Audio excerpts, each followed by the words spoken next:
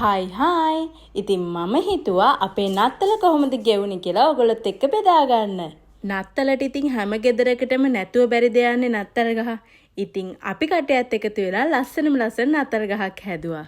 නත්තල කටේ තියාගෙන මට හිතුණා නත්තලට චූටි පාටි එකක් දාමු කියලා. ඊට පස්සේ ඉතින් අපේ හස්බන්ඩ් ඉක්මනට සුපර් මාකට් එකට යවලා ඕන කරන බඩු ටික ගෙන්න ගත්තා. හැබැයි ඉතින් යා සුපර් මාකට් එකට ගියොත් ඕන කරන බඩු නෙමෙයි අනවශ්‍ය බඩු තමයි හැමදාම අරන් එන්නේ. ඒ හින්දා ඉතින් මට ආයෙත් පාරක් සුපර් මාකට් එකට යන්න වුණා. ඒක ඉතින් වෙනම කතාවක්. දුවේ පුස් සලාඩ්. මොකක්? Fruit salad.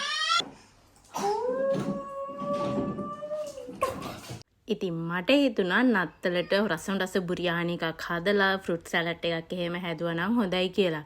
ඊට පස්සේ ඉතින් ඒ ටිකත් හදලා ඉවර වෙලා ආයෙත් පොඩ්ඩක් ගවලන් ඩෙකරේෂන් කරන්න ගත්තා. මොකද අපේ ගවලන නැති වෙලා. ඊට පස්සේ ඉතින් ඒ නිසා ඉතින් මගේ පුංචි මොලේ පාවිච්චි කරලා ගවලන්ට පොඩි ඩෙකරේෂන් පාරක් දැම්මා. ඉතින් චූටි ළමයි ඉන්න ඕනම ගෙදරක වෙන දෙයක් තමයි නත්තල් සියට බිස්කට්, කිරි, පිරිමුවන්ට වතුර තියෙන එක. ඔන්න ඉතින් අපේ ගෙදරත් අපේ එමි බබා ඒ දේවල් හරියටම කරා. එයා නිදිමතේ හිටපු හින්දා පිනිමුවන්ට තිබ්බ වතුර ටික එයා තමයි බොන්න ඇදුවේ.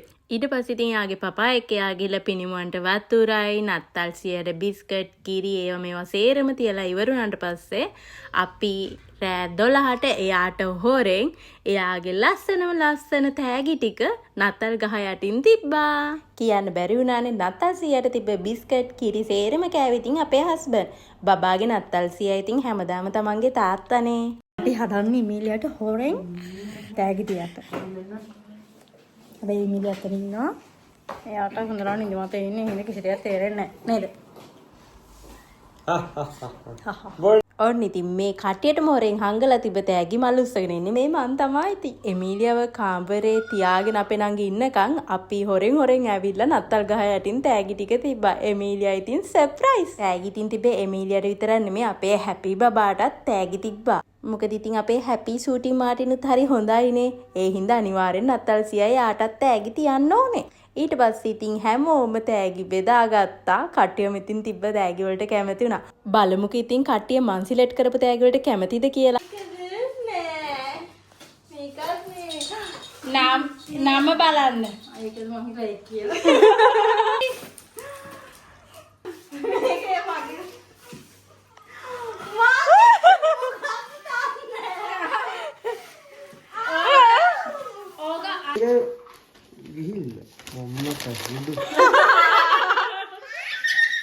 අපේ හස්බන්ඩ් දැනන් හිටියේ නෑ මගේ යට තෑග්ගක් අරන් තියනවා කියලා. මම ඒක අරගත්ත දවසේම රැපින් කරලා හංගලා තිබේ. මොකද ඉතින් ඊට පස්සේ දැක්කත් එයා දන්නේ නෑනේ ඇතුලේ මොනවද තියෙන්නේ කියලා.